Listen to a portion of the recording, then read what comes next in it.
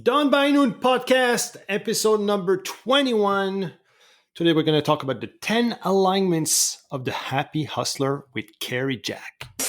You're listening to the Done by Noon podcast, a podcast for entrepreneurs who want to achieve more by noon than others in a full day. Serial entrepreneur Dave Ruel and his co-host Chris Lopez share the strategies that will help you optimize your productivity, performance, and lifestyle so you can reach new heights in your business and life. So if you're ready to become the most efficient and effective entrepreneur you know, you're in the right place. Welcome to the show.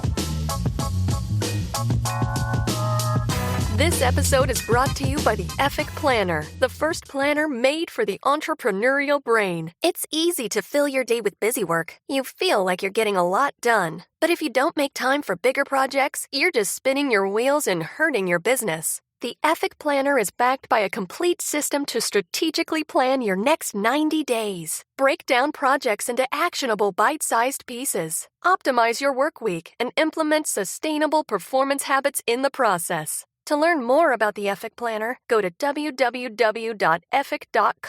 That's EFFIC.co. And use coupon code PODCAST at checkout to receive 10% off your order. Now, back to Dave and Chris. Dave and Chris and Cary Jack. My man. Yeah, this is awesome. What an intro. Dude. How's everything? So, I was thinking about how do I intro Cary to the world if they don't know Cary? Because you're like a Swiss knife, an entrepreneurial Swiss knife, or a human Swiss knife. Bro, you're lifestyle entrepreneur. I'm reading your bio right now. Lifestyle entrepreneur, author, podcast host, professional actor model, biohacker, eco-warrior. And I know you're a hunter, you fish, you are a dedicated boyfriend. You are a badass horse rider. I mean, what are you not? I think it's better to say like, what is not Cary Jack? Well, yeah, man. Thank you for that. I guess I'm not a ballet dancer. Really? I used to. I did partake in the Nutcracker once. My sister's a dancer, so I played the prince's assistant, and yes, I did wear the tights. But now, I stay off the stage in the ballerina game. So, but you did try it. There you go. I did try it. Lopez, my man, what's up? How's it going? It's good to be on here. I'm really looking forward to learning from Cary. Yeah, because you haven't met Cary before, right? No. Hey, Cary, nice to meet you, man. Hey, Chris, good to meet you too. Yeah. Well, you met 20 minutes ago when we talked off the air. That's true. So Cary and I, we met not too long ago, and it was like, this dude, I need to bring this dude on the podcast because he is awesome, and we have a lot in common. And when I discovered you and I saw what you were doing, and especially with our, I would say, similar vision of entrepreneurship. It's like Cary's going to have a lot of great things to say on the podcast. So happy to have you. We're going to talk about the 10 alignments of the happy hustler. This is kind of your main framework, right? That you work with clients. So you have coaching, you have masterminds as well, and you guide entrepreneurs through the happy hustling process, correct? Yeah. And I mean, I don't do coaching as much anymore, to be honest. It's not scalable, and I enjoy fly fishing too much. So I like to not trade my time for money as much as possible. I do run a couple masterminds, and I have a live event that I host in Montana, where I currently reside. So, but yeah, this is the proprietary framework of being a happy hustler. So tell me about the photo. So I was on your Instagram. I looked at your Instagram yesterday, and you had that laptop stand right next to the river. You were about to go fishing. What was happening there? Is that a photo shoot, or were you actually working from the banks? Oh, you like that, huh? That's called happy Dude, hustling. I was like, yes. Yeah. So for those of you who didn't see it, I had my laptop, my podcasting whole setup, my headphones, on the riverside at the Gallatin River here in Bozeman, Montana. And I was fly fishing while podcasting. And yes, I did get photo shoots or professional photos done of it as well. But yeah, it was pretty cool. It shows the duality of, being happy within the hustle. And that's what I'm all about is that balance. Cause I really do believe balance equals happiness. Bro, so did you catch anything? No, I didn't catch anything though. No, So sometimes you that's why caught they call it leads. fishing. You caught some business leads, but you didn't catch any fish. Exactly. Love it. So the 10 alignments, man. So I know what they are. The first one of your 10 alignments. So to tell us about the 10 alignments. So first of all, like what are the 10 alignments in a nutshell? Yeah. Well, I guess before I dive into that, I'll just tell you where these came from. And, in reality, I was hustling, but not happy. I was, living and working in New York City, rocking the fancy suits and basically faking it till I make it, launching my tech startup with my brother and business partner and best friend. And we were soliciting this 7-figure funding deal, working, 6 months straight, 100+ hour weeks. And we got so burnt out, man. I couldn't do it anymore. We actually got the deal with IBM and Microsoft and got this 7-figure VC funding deal, but it came with strings attached, i.e. a 5-year clause that you had to be beholden to the business. And rightfully so. If someone's going to give you that much money, they want to know you're invested. So I burn out, man. And I'm sure a lot of people can, listening to the Done by Noon podcast, they obviously get the concept of burnout and they want to work more efficiently and effectively, as did I. So instead of taking the money, I moved to Bangkok, Thailand for 10 months and figured out a better way to work and live and be happy in the process.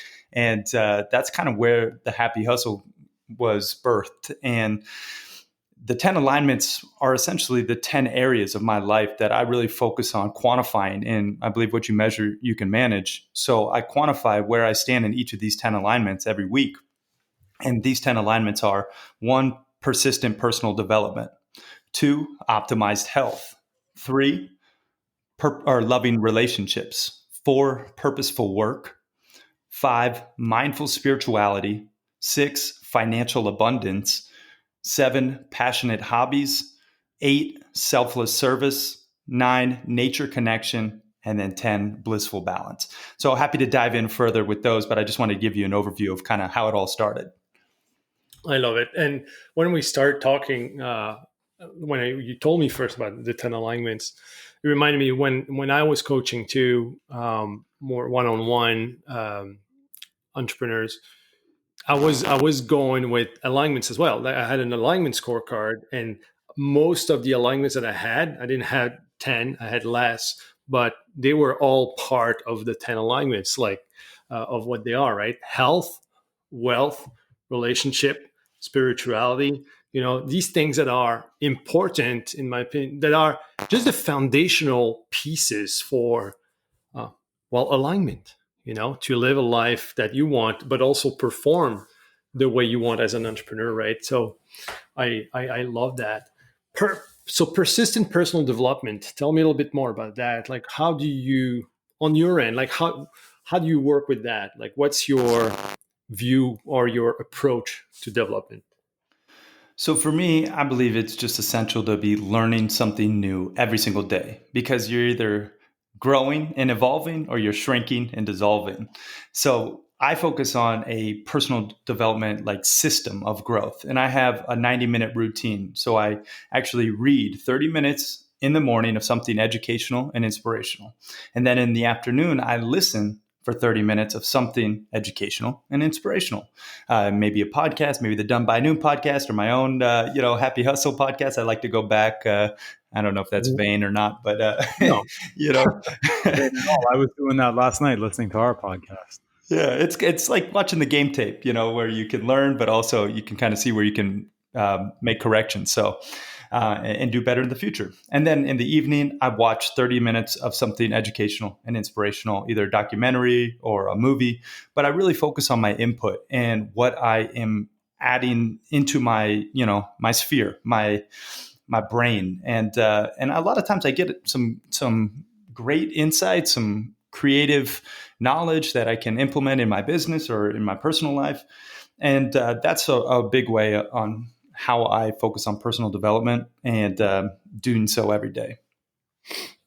Yeah, I think also it's keeping in mind that so a lot of people are I think trying too hard to do personal development in a way that they feel forced that when they learn something to apply it to their lives, right? But you can only learn so much. You have to look into tiny tiny bits and pieces and look at like how that could fit into your life in some ways, but without making it too complicated, right? So you find that just by operating from, okay, I read, I listen, and I watch, let's say you spend 90 minutes a day doing that, like it just works through osmosis in some ways, where by doing that consistently you're going to find patterns of things that you will eventually apply. Yeah, I mean, I think implementation obviously is necessary if you do want to excel in any field, and for me, it starts by acquiring that knowledge and then implementing what works and what works for me at that given moment. So, depending on where I'm at in my business or in my life, I read things that are relevant, right? So right now I'm reading the Done by Noon book. You sent it to me. It's an awesome read. I'm super stoked about it. And I'm planning my, Q1 of 2021 with that framework, with the Ethic Planner. And so that's relevant. So I implement it, and then I try to, make everything that I'm inputting for my personal development relevant for where I'm at currently. So that's how I focus on implementation.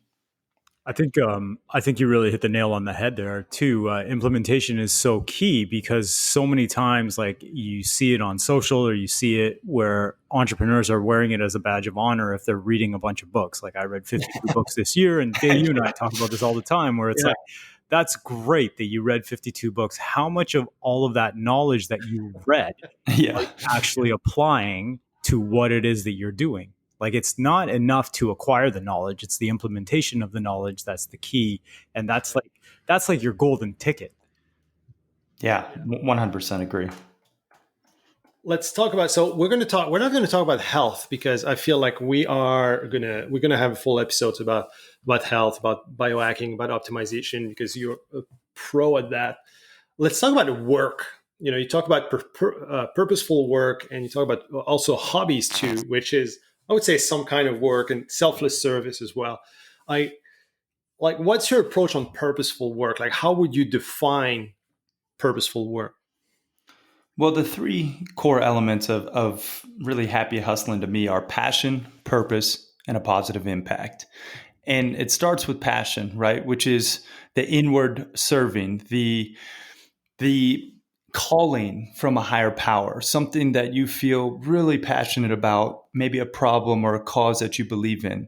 That is, it's self-facing, that passion. Then you get out to the purpose, right? And everyone wants to work on purpose, right? So what does that mean? It's outward serving. It's who you're doing it for. You right? You get your problem down, which is, something you're very passionate about solving. I like to think of my problem in one word. What is the one word problem that I solve? And who exactly do I solve it for? And for me, that word is imbalance. Imbalance in mission driven entrepreneurs, because I was out of balance. And I realized when I got to balance, everything changed. So when you can clarify your message and your problem that you solve in one word, everything snowballs, and that through line can be consistent throughout all of your content.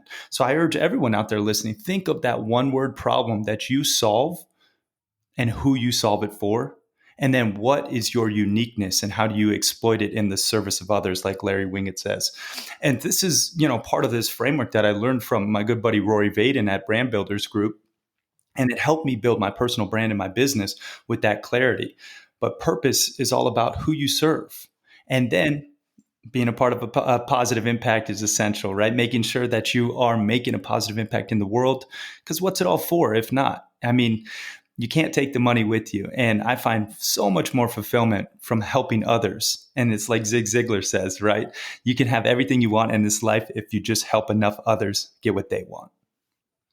You're right, and I think this is like between passion, work, service. There's a fine line, and you always hear people say, follow your passion, but you have to be careful with that too, because the thing with passion, a passion is great, but what I like what you said is that you have to identify what solution you really provide with that, with that passion. And sometimes passion can just be a vehicle to create something, to create your, your dream business, to create something that's going to be of service. But actually what you're going to be doing is actually that act of service. It's actually that solution that you're going to bring to people. And I find, like, by doing so, the passion itself is not the goal. Monetizing the passion, it's really finding, that as I said, the purposeful work within that alignment of, I would say, passion, but also service and solution. I think the other thing with, especially with running business, is that when you come from a place of service, you're also focusing on other people. You're not focusing on yourself and making money. So it's a very selfless type of mentality. And I think when you come from that type of mentality, I think you start to find solutions a lot better. Things start to become very clear because you're in there for service. You're not just in there to make, whatever, 6 figures that year, 6 figures that month, or however much. There's more to it than just the money. Yep. Amen to that.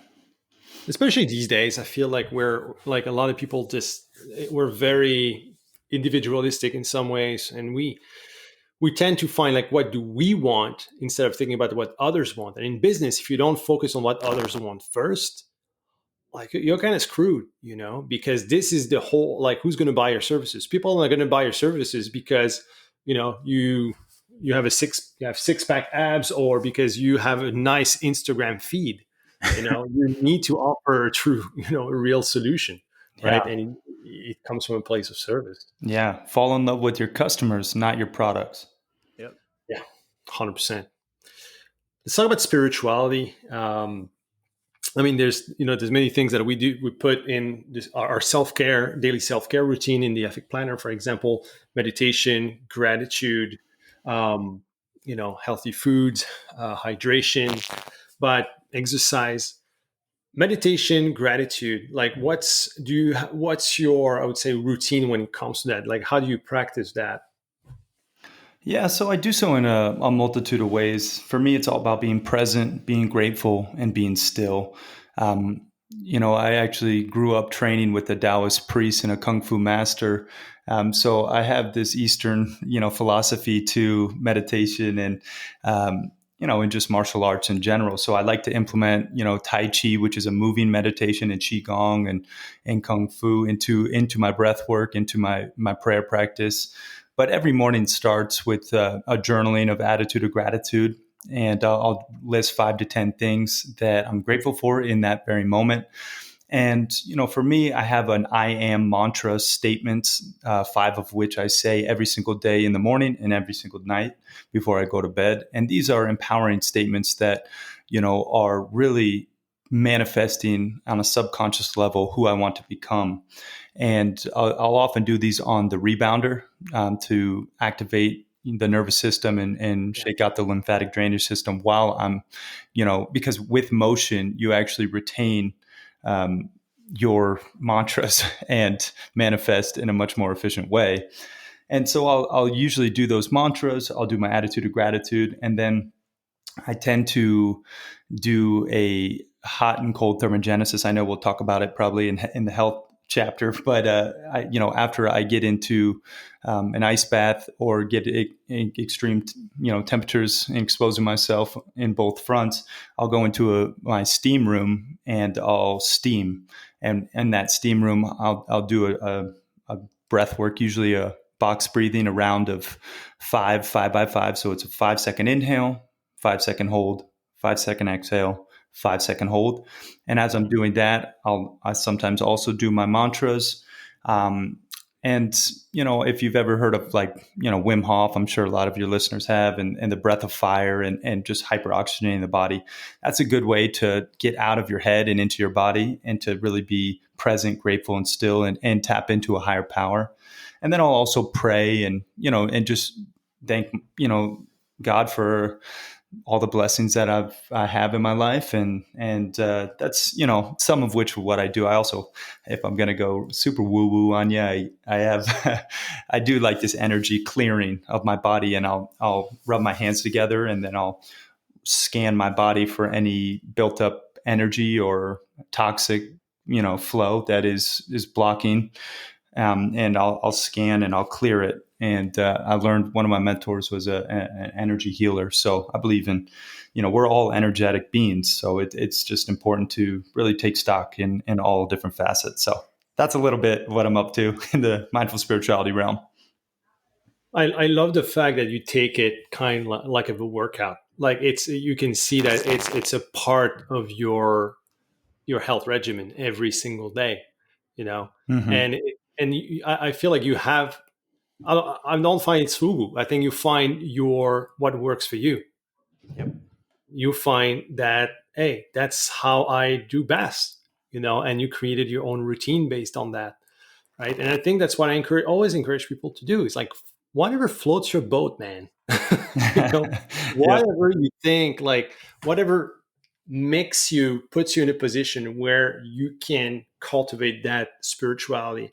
It doesn't need to be hour-long meditation. It doesn't need to be, whatever like the extremists are going to tell you to do. It could be something that is relatively quick, relatively, easy to do, and that fits your life, and as long as that's what Chris and I said in previous episodes, that as long as you work from that place of alignment with yourself and your level and what you do, you're going to be fine. you know Mm-hmm. and you got to just make it part of your, let's say, not routine, but as your, part of your ritual in some way every day. Well, it's such a personal thing. I mean, and what works for Cary might not work for somebody else. And, there are other people there that might have a longer routine that has to get that they need to get into balance. Like they'll need a longer routine, and some people probably half that time. So it's such a personal thing, and it's whatever works. Like Dave, you and I talked about it before, where I like meditate for 12 minutes, and I just do 12 minutes because that's just what's worked for me. Whereas I have friends that meditate for an hour, and that works for them. So it's really, I think it's just about, like what you guys said, developing something that is personal to you, that gets you to the mindset that you need to be at in order to be successful. I smoke cigars. That's right. That's a Ron Perlman quote. Some people meditate, I smoke cigars. That's funny. Let's talk about hobbies and connection to nature. I feel like you are the type of guy whose hobbies are connected to nature. You fish, you hunt. Why is it important, first of all, to keep passionate hobbies in your life, and second, like why nature is so beneficial? I don't think we should even elaborate on this, but I feel like we still need to talk about it. Yeah. Yeah. I mean, I find actually passionate hobbies is one of the alignments most entrepreneurs are actually lacking in. And it's because we focus so much on, success and profits and really achieving our goals, which is great. Yes. But passionate hobbies are what you love to do and doing them regularly. I mean, it's essential that we focus on doing the things we love. Or what is it all for? We got to have fun in our lives. And for me, I just really prioritize my passionate hobbies with the same emphasis as I would a business meeting, as I would a podcast recording, as I would a date night. It all gets the same weight and attention. And, I think it's important for everyone out there to just think about, what are your top 3 favorite hobbies? Even the things that maybe you used to do as a kid. Maybe it's painting or dancing, or for me, fly fishing, or practicing a martial art, a Krav Maga, or playing soccer. I really focus on booking those into my calendar, and I make sure I treat them with the same emphasis and prioritization as my work and as my personal life, because the hobbies are what really makes life beautiful. So that's my 2 cents on passionate hobbies and why everyone needs them. So you said, like, so what are your hobbies? Like, I know fly fishing is a major hobby. I mean, you bring your computer to the river. What are the other hobbies that you do on a regular basis? So I like to train multiple disciplines of martial arts. So I've been big into Krav Maga lately. It's an Israeli survival system. I like to play soccer. I played in college, and my goal was to play pro. And I tore my ACL and broke my ankle. But I played fourth division in Barcelona for a little bit, and it was fun. And played in Brazil for a little bit, and you know, I wasn't bad. Fourth division in Spain is actually like pretty freaking good. That's like Yeah, better yeah. than the MLS, I think. Yeah. I tried out for the Chicago Fire. I had a pretty poor showing at the tryout, but yeah, I mean, it just I could never stay healthy. I had recurring injuries, but that's definitely soccer's been a big part of my life. I actually been dancing with my fiance Steph. We've been doing like now with the pandemic, we have like a dance internet teacher like that we hop on, and it's a nice way to connect and you know just move the body. And so I like doing those things, and reading and writing as well. So just being creative, and sometimes I like to do art in different forms. So that's it. Just depends kind of the week, but I like to switch it up. Love it, Chris. Chris, what are your hobbies now? Like, I know volleyball is still like it was always a big part of your life, but what are like current hobbies you might have now that you picked up lately? That I picked up lately. I started Brazilian jiu-jitsu, rolling around with some of the local guys here. So we Awesome. have a local coffee shop, and behind the coffee shop, um, the really good friend of mine opened the coffee shop, and he's a Brazilian jiu-jitsu instructor. So he set up some matting and everything, and opened like a mini gym, and we have like a small bubble of guys where we roll, and something completely foreign to me. So I was never a big martial arts guy. I trained a couple of years in Muay Thai, but I've never done any serious training with martial arts. I've just kind of used it from a practical standpoint and a physical activity standpoint. So I just started rolling with these guys, and that's been brand new, and I love it. And I mean, you talk about connection to nature. I mean, that's part of the reason why we moved to Costa Rica, and so I still play beach volleyball here, and um, I guess those would be my two biggest hobbies right now. But yeah, the newest hobby that I picked up though is the BJJ, and I love it. I love the just being able to roll around on the floor, like the tactical contact for your skin. I've read so much research about how that's so good for your developmental patterns and and for your body. Like it's yeah. So I've seen a big difference in terms of how I feel and how I move just by rolling around. Awesome. Connection to nature. You said, Chris, you moved to Costa Rica to, be closer to nature. I mean, you're from Toronto, third biggest city in North America. Closer to nature. Cary, you live in Montana. You spend some of your life in Montana and also in Florida, right? Yeah. So I usually split time when it gets a little chilly up here in the winter, go back down to sunny South Florida. But yeah, I mean, I think if you're not around nature in your current environment and nature is something that you love, you got to move. And I think, Chris moved to Costa Rica, which is beautiful. I'm actually looking at doing a project down there and maybe getting some property there. So maybe we'll be neighbors, Chris. Nice. Yeah, but I think for me, it's nature's is just essential, especially with our devices and our notifications, and we're living like zoo animals, guys. I mean, we're in our high rise office, confined to this toxic blue light, and getting beamed by EMFs, electromagnetic frequencies, and then we get into our car, which is our cage on wheels, and then we'll commute, and we got fake light and music and all this unnatural things, and then we get to our home, more fake light, more toxic EMFs, and it's really important now more than ever with this connectivity and this technological advances to just tap back into Mother Nature and ground yourself and get present and still out in nature. And you can meditate out there. I like going hiking and fishing and horseback riding and camping out to really just maintain my equilibrium and my homeostasis as a human being. And that's really, it seems to be a lost art in our generation, because everyone's so caught up on the grind. So that's, it's essential, nature connection for sure. Yeah, I feel like, especially I think maybe COVID, like made it more obvious, but about our lack of connection to nature. But I feel like, I've been living, I always lived in small towns. I lived 10 years in Moncton, which is a medium city town. But um, I feel like we're going to see a big comeback to nature.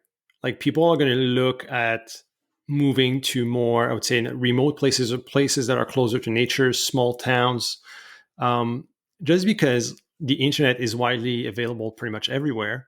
And remote work now is a real thing. It's not just for the online entrepreneurs, it's for pretty much everybody.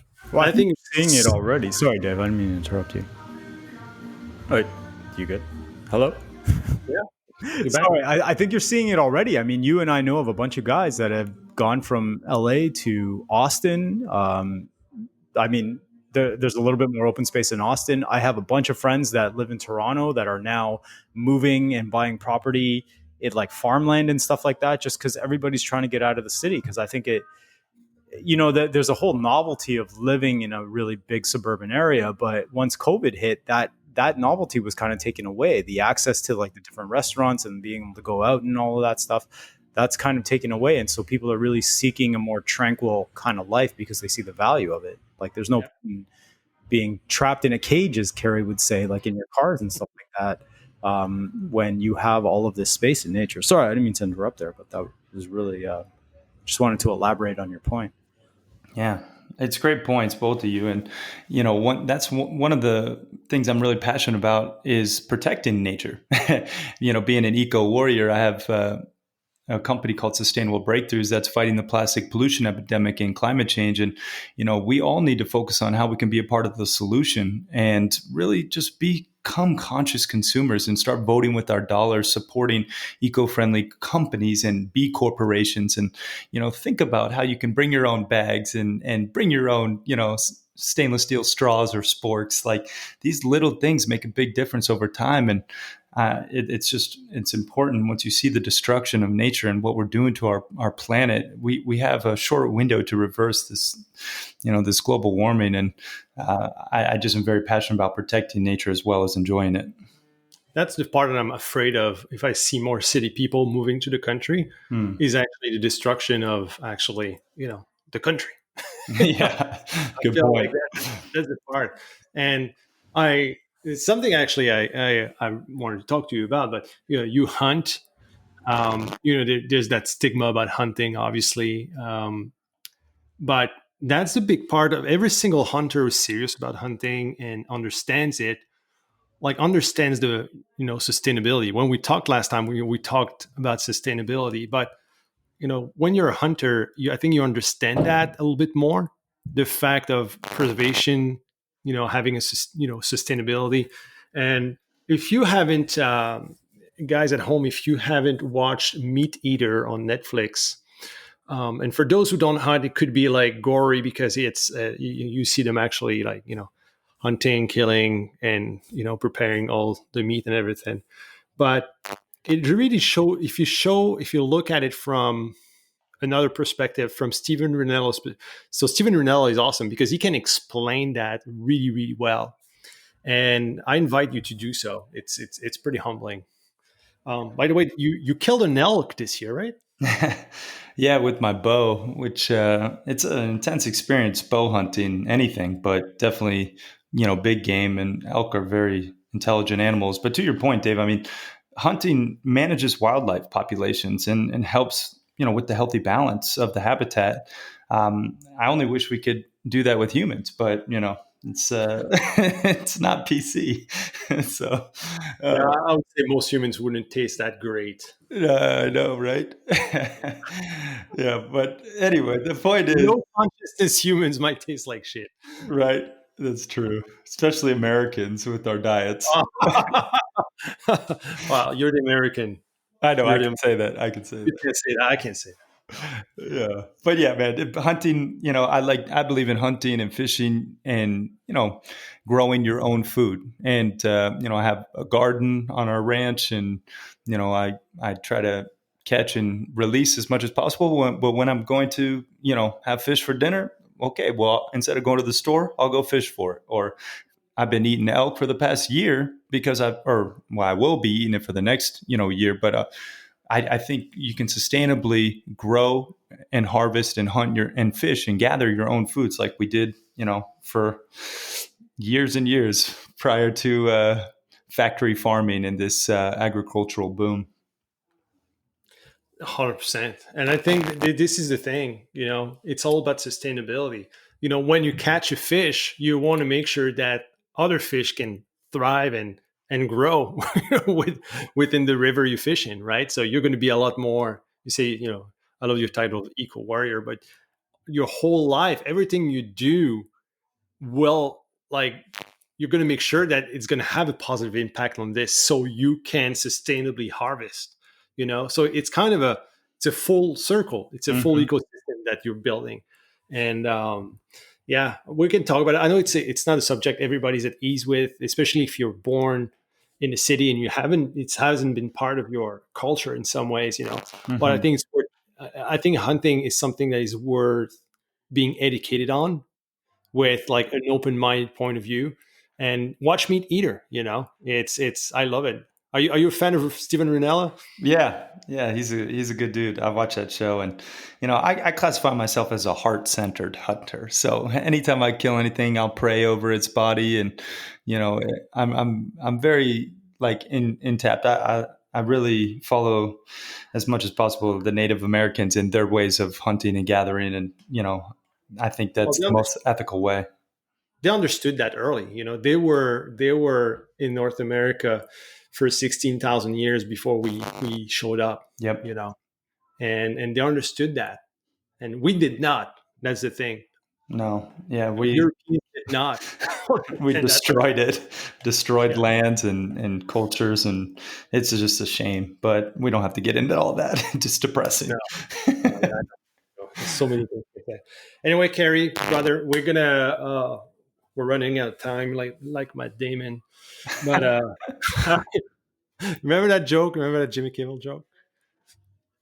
No, but You don't remember that? but I'm Okay, sure so it's I'm great. the only one. You guys were being polite. So what the fuck is he saying? Dave has all the jokes. No, so Jimmy Kimmel was always like he was always saying, "Oh, today we're going to have Matt Damon on the show," and at the I, end of the show, the joke was, "Sorry, Matt Damon, we ran out of time," and I That's do know that. funny. Yeah, it just right, like, I mean, it went on for years, and I mean That's and funny. the songs with Sarah Silverman. Anyway, those who know will understand that. That's the joke there. So now now I can tell that joke, and you guys are going to understand. I'm going to yep. sound weird. Good. Uh, um, Carrie, where can our listeners know more about what you do, and what can they do to enter your happy hustling universe? Oh yeah, man, appreciate it. Yeah, they could just find out more about me and what I'm up to at caryjack.com, CaryJack. Got pretty much everything there. Links to the Happy Hustle podcast. Dave was a recent guest. He rocked the mic and crushed it. So I highly recommend that episode. We also, have a free ebook for all your listeners. If they want to learn the 10 alignments of a happy hustler and actually implement it, you can, just opt in and get a free copy of the ebook.